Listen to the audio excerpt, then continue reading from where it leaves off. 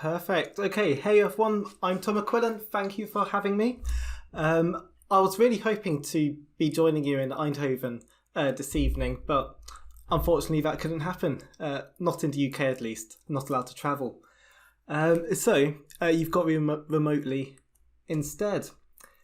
So hopefully you've heard by now of the GLA Summit. So I'll do a quick plug of the GLA Summit and then we'll head on to the main presentation. So the GLA Summit, the Global LabVIEW Architect Summit 2020. So this is a 24-hour event from the 9th of November. We're going to have speakers from across the globe. It's going to be your opportunity to network with fellow LabVIEW architects on a global scale. And we can talk more about that a little later on. Okay, for today though, I want to talk about the configuration editor framework. Okay, so I can see all of you. So if you've used the CEF or configuration editor framework, if you just raise your hand. Okay, am I right in thinking that none of you have used the CEF before then? About 2 people. Okay, that's not much more than the global average, so that's fine. Okay, so you're in for a treat then, and you won't know if I get things wrong. Okay, let's get started. So I'm going to start off with a bit of an overview of why we might use the configuration editor framework. So I'll go through a couple of use cases. So the first use case you should all be familiar with. Okay, so in LabVIEW, we have the LabVIEW ini file. And in this LabVIEW ini file, we can change loads of different parameters. I like to have my block diagram have all the little dots instead of a grid or blank, and you can change that in that ini file. However, the ini file itself is really rubbish to manipulate manually. So we have user interface, and that user interface, go to File, Options, and you can change this ini file. So the example I've given here of use numbers in icons of new VIs, I've disabled that, and because I've disabled it in the user interface, it's been disabled in the ini file. And obviously, because we've changed that configuration, when we actually go to use LabVIEW, that configuration setting has spread across the LabVIEW environment. So just by clicking that tick box, all of our new VIs will just be left blank instead of having a number 1 through to 9. So there's another example here of another configuration framework. It might not be as obvious, but your LabVIEW project, that's just an XML file in the backend. And so every time you change something, add something, remove something from your LabVIEW project, you're just changing this XML file. And one thing that I really like about this XML file is right at the top, it tells you what LabVIEW version you're using. This is super helpful, and it means if I receive some code and I'm not sure what version it's in, I'll just open up the project in Notepad++ and I can find out what version it's been written in. So let's go on to yet another example of a configuration framework. This configuration framework is NIMax. So if you've been able to use NIMax for long enough that it doesn't crash, this is something that you'll see. Okay, so in NIMax you obviously have this really big subpanel, and every time you click something in this tree on the left hand side, all of the items in this subpanel change. You get a brand new user interface. But as well as that, in NIMax you can have creators. So if you right click devices and interfaces, you can right click and create a new one. And by creating a new device or interface means you have to dynamically create this brand new configuration section of code. So when NIMax was created, they didn't know how many devices were having to be configured. Down the line they added virtual devices, they added remote devices as well. And of course, everything in NIMax gets saved to a database, which if you try and open up in Notepad++, well, it looks like a binary file. so you won't get much information out of it. But you can of course export it to an XML file or an HTML report. But all of these examples, so the LabVIEW project, the LabVIEW environment and NIMAX, they all work on this very basic architecture, where on one side we have a file, and that file could be anything. It could be a binary file, database, JSON, XML, etc. That file gets loaded into memory, and then there's a user interface where you can manipulate all those different settings. It gets updated in memory, and then every so often you can go from that in-memory repository and save it to a file. And this is fairly common practice. But this is common practice for a standalone configuration software like NIMAX. For a piece of software like LabVIEW, where LabVIEW is the environment, LabVIEW is the piece of software, and that piece of software has a configuration tool, it might look a bit like this, where your owning application just reads and writes to your in-memory repository. In fact, in some instances, LabVIEW will read and write directly to that LabVIEW ini file. But your architecture may change. But this is the general premise. And so in this presentation, I'm going to be talking you through the configuration editor framework that will take you through how to create a dynamic software like this. Okay, so for my first video, I'm going to show you the configuration editor framework.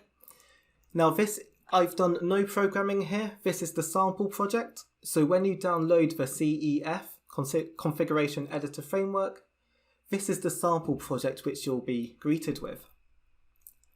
So if I just run this, so I run this code, I can then click on MyRio or CRIO, and it comes up with a brand new user interface. I could right click it and add a sub node called group. I can right click group and get different sub nodes, and they all have different user interfaces. But you would notice that if I right click group, I can't then add a CRIO. I can duplicate these items. I could remove these items as well. I could put in some data there, and if I click back on that item, that data still exists, thankfully. I can Control S or go File, Save. So I'll save this configuration to disk. Click OK. I'll now close the software, or stop it at least, and then rerun it. Then File, Open. I'll go to that file I've just saved, so config save.xml. OK.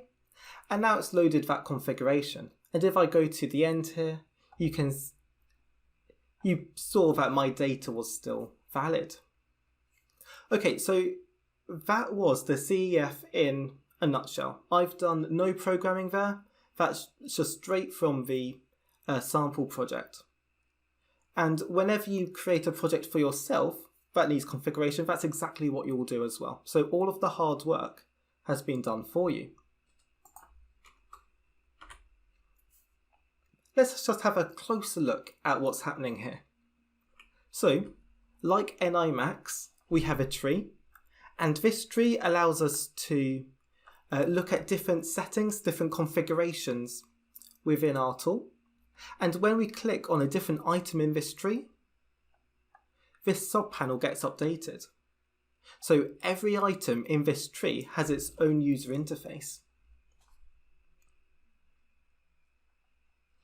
Okay, now let's have a look at how this is matched up with our project, because I've deliberately left the classes subfolder here, virtual folder open, so you can see the relationship.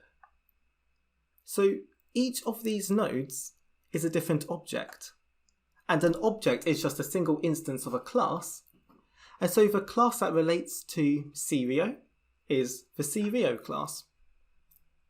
If we go down one, the group objects, they relate to the group class.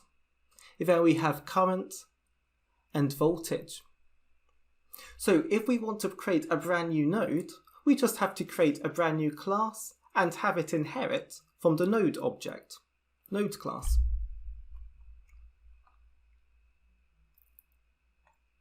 So the key info for this slide is each of these nodes is an object, and that object has been stored inside a data value reference, or a DVR. So every time we create a brand new node, so we right click, go new, we're instantiating a brand new object, we're then wrapping that object into a DVR, which makes it much easier to reference down the line.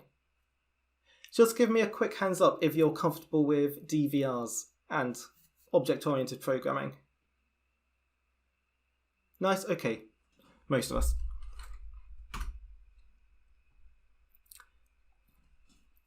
Okay, so what I showed you on the other slide, this is the class hierarchy of that.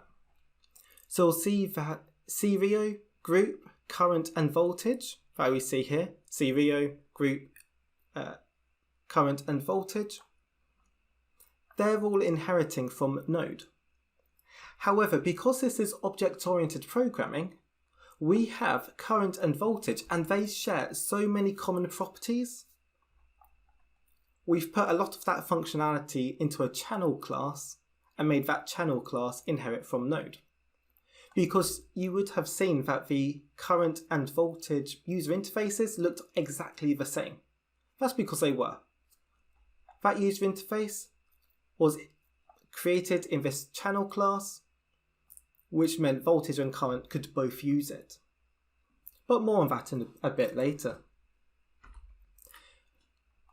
Anyway, at this very top level where we have node, a node is something that's in this tree, and this very top level class can specify the user interface. So it has dynamic dispatch VIs to specify the user interface, allowable subnodes or child nodes. So for example, the serial here could have groups, but you couldn't have a current channel directly underneath the serial. So allowable subnodes, there are dynamic dispatch VIs to allow you to enable or disable the ability to move, duplicate or remove items from the tree. So for example, in this tree, we can right click group and duplicate it. However, we couldn't duplicate the serial. But in your application, you might want to enable that functionality. We also have VIs that allow us to edit the text that appears in the tree. So we have serial. That text, these letters, were defined in this dynamic dispatch VI. And we can update the tree icon as well. So I don't know if any of you have used tree controls before in LabVIEW, but they're not the easiest thing to use. Things like trying to change into custom icons or change the text or use a new child function or duplicate it, that's surprisingly difficult. And I feel like LabVIEW makes it a lot more difficult than it should be. Anyway, the CEF sorts all of that hard work out for us. Okay, so we looked at the data side and the functionality side of things. Let's have a look at the repository side.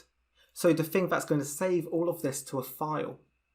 That's where the repo class comes in, or the repository class. So the repository class has overrides to specify how we save and load all this data to and from a file. And so that could be a binary file, XML file, JSON file, it could be a database, for example. There are also VIs to say, okay, how do we go from all of that data into the software itself? And so how do we go from all of this raw data and actually display it in each of these objects?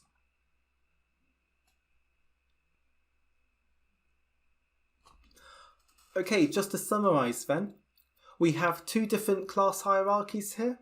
We have the repository class, and the repository class handles all of the data, so saving and loading to and from a file. We then have the node classes, which all inherit from node, and they handle the functionality, including the look and feel, So the look and feel of this tree, the look and feel of the subpanel, and all of the user interfaces as well. But now let's have a look at the context VI, i.e. the main VI, called configuration tool main. So this is where everything gets brought together. And you'll be pleased to know it's just a simple QMH. There's no fancy programming here, it's just using a bog standard QMH, but instead of using the raw Q functions, it's using the AMC reference library here. But this library is essentially a Q function, but wrapped up inside of a different reference. And you can treat this as a straightforward QMH, queued message handler. Just show of hands in the room, is everyone comfortable with the QMH? Nice, excellent. Cool, so in this QMH, as I've said, all of the hard work has been done for you. You know, all of the things where you start to drag and drop items, that can be a pain to do yourself. But the guys who made the CEF did a good job in just doing all the hard work and packaging it exactly where you need it. By the way, the people who created the CEF, Configuration Editor Framework, were the systems engineers from NI. Okay, so in this queued message handler, I said all the hard work's done for you. That includes adding new nodes to the tree. So as you right click and go new class, that new item gets added to the tree. You don't need to do anything else. We can change the node icons. So you're not just stuck with the default icons, you can have your own set of PNG image files in a folder and just reference the PNGs in that folder. And they'll get loaded into memory when you run the software and be entered into the tree. All of the sub-panel control is done for you. So loading up that user interface, getting the reference, putting it into the sub-panel, all of that is done for you. The ability to drag, duplicate and remove from that tree, if you've enabled those options, again, that's all done for you. Menu selections, so the ability to right click a node and have those items appear for you, that's all there. Event handling, so obviously you can see some of the events here like drag and drop and value changes. They're all present. Error handling, I'm not overly keen on the error handling in the sample project, but it's enough to get you started. You can always customize it exactly how you want. And of course, there's the ability to save and load from a file. So just by downloading the CEF, all of the hard work is done for you, so you can concentrate on making it look cool and exciting and engaging. So just as a quick overview, this is the typical diagram that you're going to see if you look at any documentation regarding the configuration editor framework. But essentially we have the tree view. This is on the front panel and that interacts with the repository. This is your in-memory repository that stores all of your values. And then every so often we can save all of that data and push it to the file. So we've got load and save. One thing I haven't mentioned yet is with the CEF, another tool we have is the ability to have customized views. So if you just want an overview of all of the data or a subset of that data, you can just go to View, and then look at one of your customized views, and you can have all of that data. In much the same way as you can create a Max report in Max, which just gives you a description of all of the data in Max, you could do the same in your software. Okay, so that section was all about introducing you to the configuration editor framework and giving a high level overview of the different types of classes that we have. But because all the hard work is done for you, I now want to talk about how we can customize it, make the most of it. Starting off by adding a brand new node. I won't call myself a lazy developer, I'm going to call myself an efficient developer. So I use tools like the Goop Toolkit. So if you download the Goop Toolkit, you can just right-click an existing class, go to Goop, and then clone that class. It's essentially just taking, copy and pasting that class, but it allows you to change the name and all of the dependencies are figured out for you. So by cloning an existing class, your new class is going to just fit into the framework without any extra work. When I say without any extra work, you're still going to need to edit options of your calling class. So here I've created a DutLUG class at the bottom. And just so that we can see that in our configuration editor, I'll edit the options of our group class. And this is where I can just add DutLUG to the names of the subnodes. So now when I right click group, like here, I'll get current voltage and DutLUG. Current voltage DutLUG, which are these three classes here. And also you can see a bit of a block diagram here. You can see how easy it is to specify whether an item should be movable, removable, or whether you can copy it. You're just entering Boolean values here. It's not difficult programming, which is really handy. Okay, as I'm going through this presentation, feel free to shout out any questions or ask me to go over something again. Okay, so I've expanded one of these classes just so you can get a better idea of what all of these different functions do. So we'll quick fire go through most of them. So first we have the duplicate VI. This VI is just going to execute when you right click and say duplicate or copy that node. And if you duplicate an item, you just might want to add the word copy to the end of the name. So copy appears in your tree. Something simple like that. Next we have edit options. Edit options allows you to choose which child nodes you're allowed to have. It also allows you to have removable, movable, or copied nodes. Next one down, from repo. This tells you how to initialize the node if it was loaded from a file. So you get all of this data from a file, from the repository class, and then you can format it into the group object. The getTextVI. This allows you to change the name that appears in the tree and on the icon. So this allows you to change the name that appears on the tree and also the icon that appears on the tree as well. And you can just do that by a relative file path to a PNG image file. And then we have the all-important user interface. This user interface on the back end is just collecting data and storing it in the object. We've got an initialize VI. This is where I like to specify the default values. And then to repository, this is where you collect all of the data from your object and then pass it over to the repository class. So from this class over to the repo class. Okay, so when you download this project and you give it a play yourself, you'll notice that all of the data saved to file is binary. And that's fine. Computers and machines can read binary files super efficiently, but they're not user readable. They're not human readable.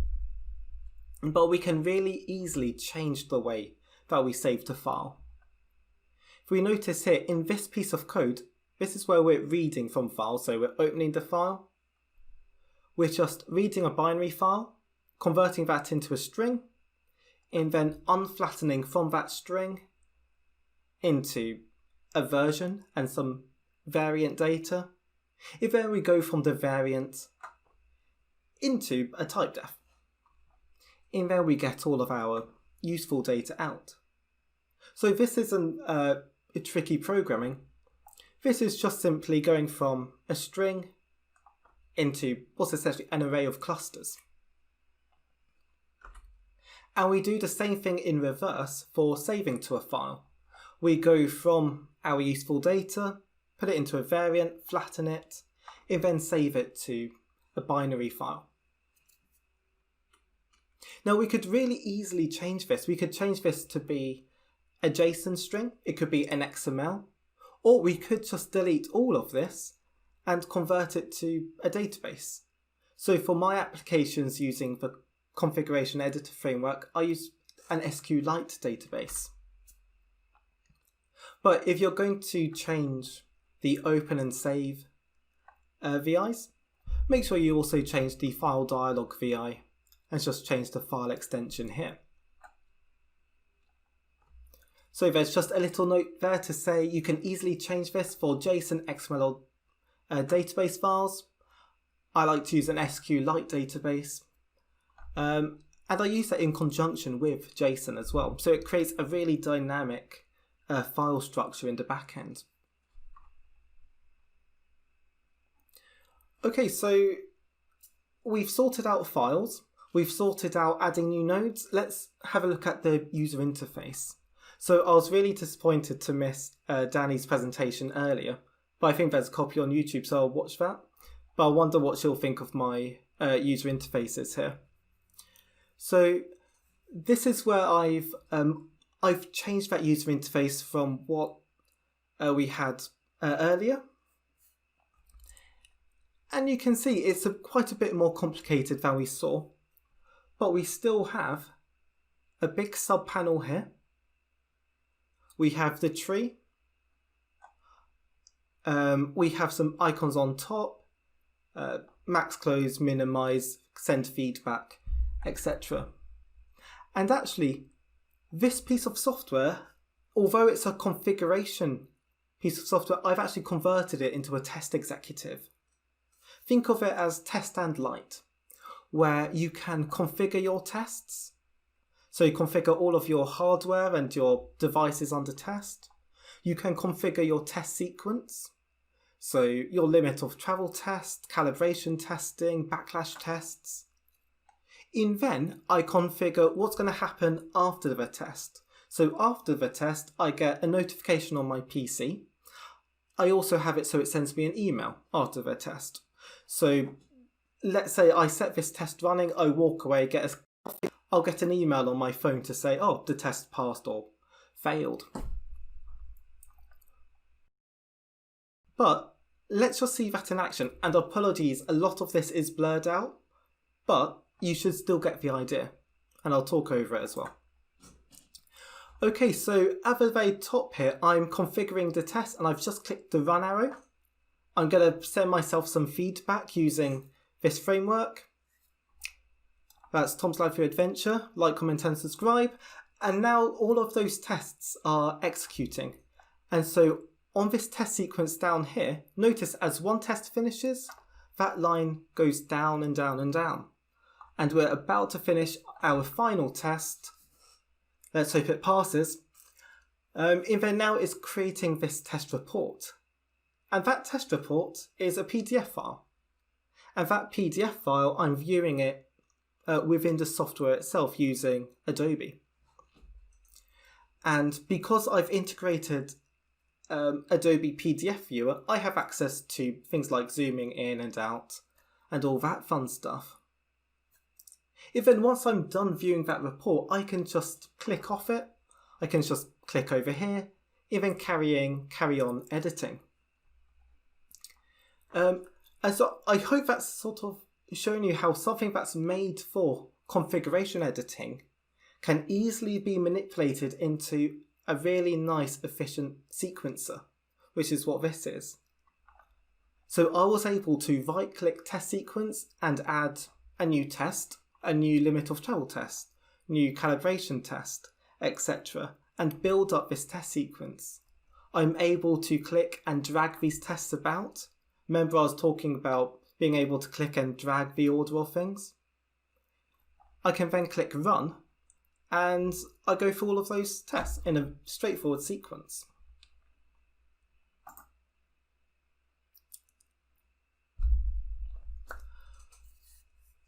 But all of this, although I've changed it a lot, still comes down to the fundamentals of I have a big subpanel here. And just because this subpanel has been made to be part of this framework that we call the CEF, it's still just a subpanel, and I can use that subpanel however I like. So at the end of all of my tests, I create a PDF. And so I want that PDF to appear in the software. I don't want it to open separately. I think it's nice when everything appears in one concise piece of software. I also do the same thing for TDMS files, and we'll see that in this video as well. So here I'm going to click and drag a PDF file, and notice how I've actually made a PDF of this presentation, and I'm able to access all of the items that come with Adobe. I can zoom in, zoom out, scroll, etc. And there's the right-click menu of Adobe. I can also click and drag a TDMS file. And you might recognise this TDMS viewer. What I did was just go into LabVIEW, go to the TDMS viewer, make a few edits so I could use it inside a subpanel. And now that's a really nice, effective way of viewing data and viewing test reports. Even as soon as I click off, I can continue to configure the software. And so that was just by clicking and dragging a file into a file path control here, then a value change event to bring up a PDF viewer or the TDMS file viewer. It's just as a very quick side note, something else I learned when developing this project was how to efficiently have items and notifications on the Windows tray. So again, these tests could be running for quite a few hours. The test I showed you earlier was running for 2 hours, but I sped it up at something like 64 times the speed. And because they run for hours, I probably just want to minimize the test and get on with something else, watch YouTube videos perhaps. I don't want to be sitting and watching that screen. So instead, that's why I have these notifications appear to say, oh, the test completed. And you can customize this text however you want. You'll notice here it says LabVIEW 19 development system, but that's just going to be your executable name. So when I run the executable, it comes up with test executive.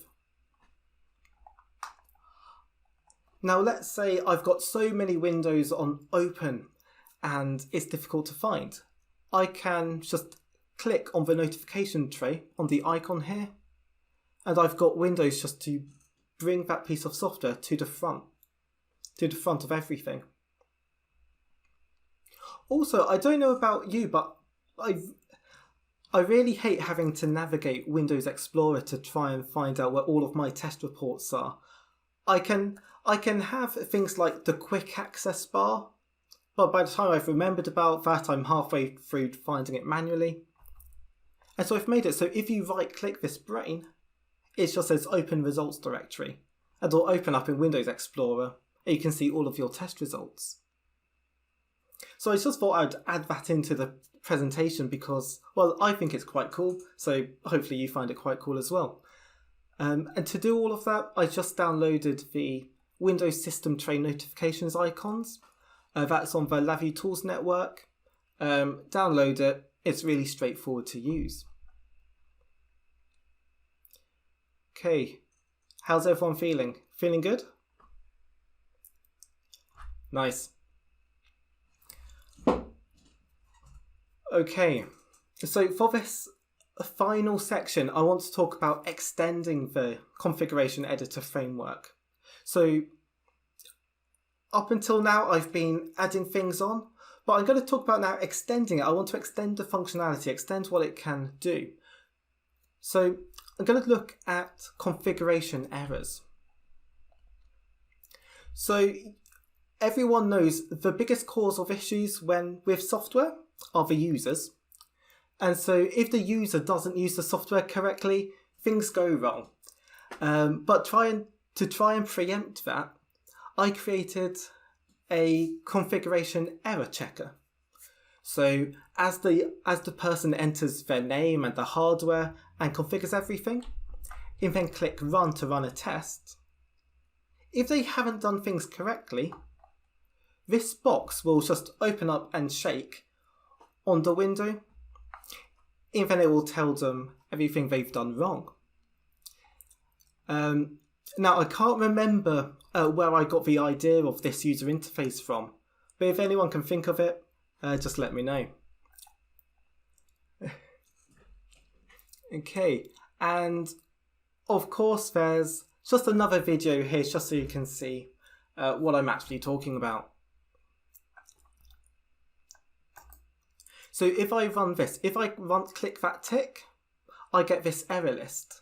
So, and if I click on one of these items, notice how the subpanel changes and I change the operator to operator. And as I enter items, watch how that error list updates live. And now if I click on drift test, it's taken me to where that error appears. So it's telling me that I need to enter a tolerance. So if I'll just enter a tolerance now of 1 micron, there we go, I have no items with errors, and so now I'm ready to run the test. I have a very similar dialog box specifically for connecting to hardware devices, because this error list is really good for quick things to see if that string is empty or if a number is between a certain range.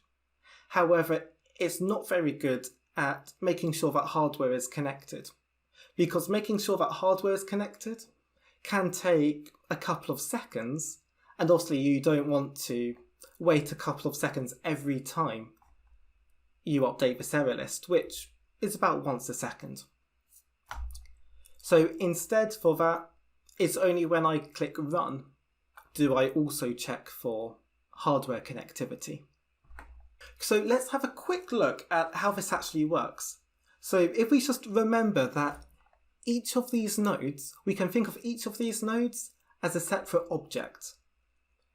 And each of those objects has been stored into a DVR, data value reference, and each of those objects knows who its child node is. So for example, this computer at the top with my computer name, this is an object in a DVR, and this object knows that its children are configuration, test sequence, and post-test actions. Configuration has the children operator and hardware. Device under test has the children motor and motor. Then post-test actions, PC notification, and send email. And because all of this is happening by reference, it's super easy to create a recursive VI, which will start off at the top level. So we get the DVR of the root node, which is the very top level. We follow this DVR in. I convert that DVR into its data, and I'm actually creating a copy of that data, which is less memory efficient, but it prevents a whole heap of other issues like deadlocks. So it's a sacrifice I'm willing to make. I then make sure that that code is valid. I make sure that all of the strings and all of the numbers in this object are valid. And if there are any items which aren't valid, they get added to a map, and that map comes out here. Now, as well as checking the very top level node, I want to check all of the child nodes as well. So I get all of the children, and I go through each of those children one by one to see, are the nodes valid? However, are the nodes valid is the name of this VI. So I actually have a VI that's recursive. The VI is inside of itself. And you can do that just by changing the reentrancy settings. And so now I can go from this node to its children.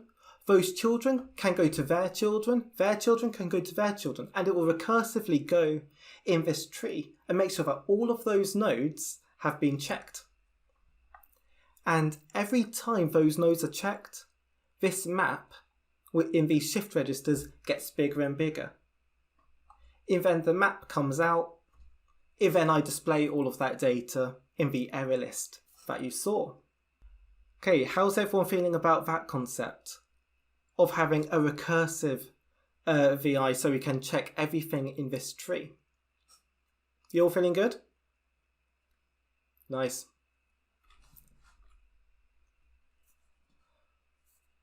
Okay, next, those of you who have watched my YouTube channel or have been to pretty much any of my talks before will know that I super love object-oriented programming. Now, with the configuration editor framework, that takes object-oriented programming and puts it by reference. So we get the opportunity to do by reference programming in OOP, which opens up the doors to use loads of different object-oriented design patterns. Now, in my opinion, in the LabVIEW world, we're not taking advantage of these OOP design patterns. Sure, we might have heard of the factory pattern, but besides the factory pattern, we're not really keeping up to speed. So I would highly recommend refactoring.guru to learn all about these design patterns. These are all of the Gang of 4 design patterns. Okay, see a couple of you taking photos. Awesome. And so I'm going to show you some code which uses one of these patterns, just so you can see how much more straightforward using OOP design patterns are than not. So here I have a very simple example of the template pattern. So the code you're seeing here, this is a static dispatch VI, and this VI is being used to save to database. So in this VI, this is a static dispatch VI, and the sub VIs in here, we have a static dispatch, dynamic, static, static, dynamic, dynamic. But you'll notice that these static and dynamic sub VIs, they're in a set order. So a child class can change the behavior. They can change the behavior of this VI, the SQL string here can change how we read and parse that data, but it can't change the order. Also, it's important to know that all of the child classes, they all need to be able to save to a database.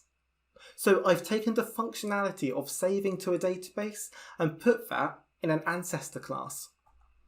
So the ability to read the file path, open the database, write data to that database using SQL, even closing that database, all of that functionality is in a parent class that the child classes can't touch.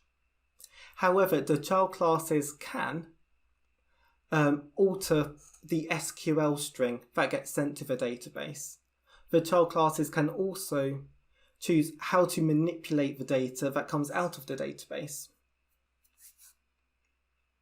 So this is just one example of the template pattern. There are loads of other patterns which I would urge you just to go out, investigate, and try out for yourselves.